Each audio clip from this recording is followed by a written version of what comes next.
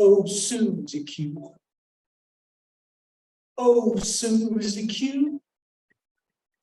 Oh, Susie Q. Baby, I love you. Susie Q. Love the way you spin. I love the food within. Oh, Susie Q. Baby, I love you. Susie Q.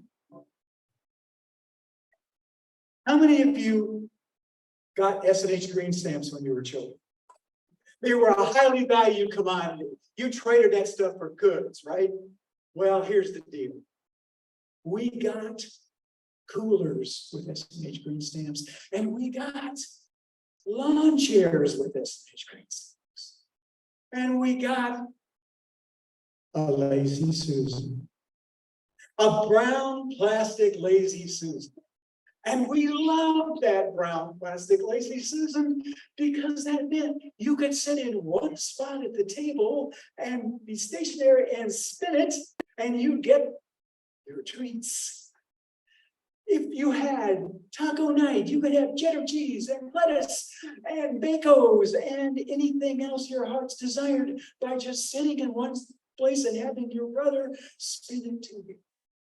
But alas, one day, our little Lazy Susan gave up the ghost.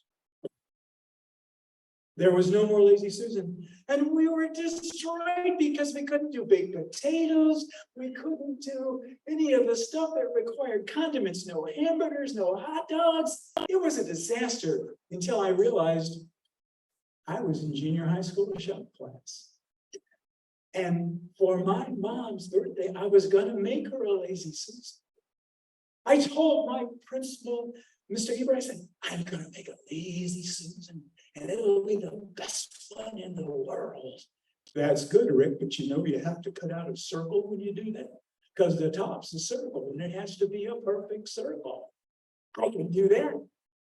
So I got wood, and I measured out the circle, and I cut it, and I held it up, and it looked like a two-dimensional ostrich egg. But it was flat, so I could then make the stand, and I even got a special ball bearing joint that allowed you to spin that Lazy Susan. I put it together, I sanded it, it was exquisite. You would just go, incredible. But then my shop teacher, Mr. Smith, said, you know, Rick, you're going to have to finish that.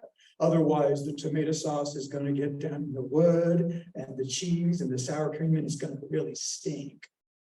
So I finished it. I sanded it, and we used shellac. How many people know what shellac is? I shellacked the top, I shellacked the legs, I shellacked underneath.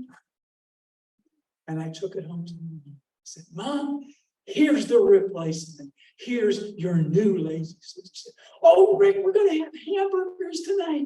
And we're going to have cheddar cheese and pickles and tomato slices and lettuce and mayonnaise. So she said it all out. And we got ready. We started to try and turn the Lazy Susan. See, I'd forgotten, and I put shellac into the joint of the ball bearing. So we go, Dad, can you help? Can you help? I need the cheddar cheese. Okay, all right, Rick, here we go. Oh, I need some lettuce. I need something.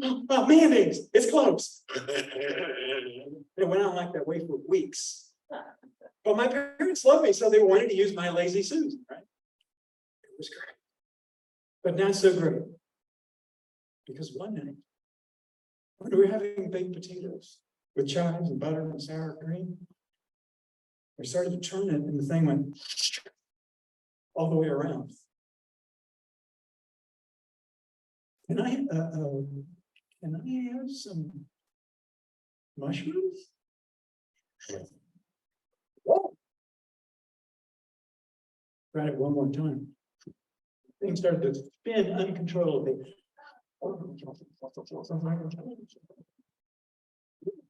Dad got hit in the face with mayonnaise. Mom had pickles in her hair. Cheddar cheese in my brother's ear. It was disgusting. And so my lazy Susan was put to rest that night. It sat on the mantelpiece for years in a display. And my folks got a beautiful hardwood lazy Susan from a competent furniture company. That worked. Oh, Susie Q. Oh, Susan Q. Oh, Susie Q. Baby, I love you. Susie Q.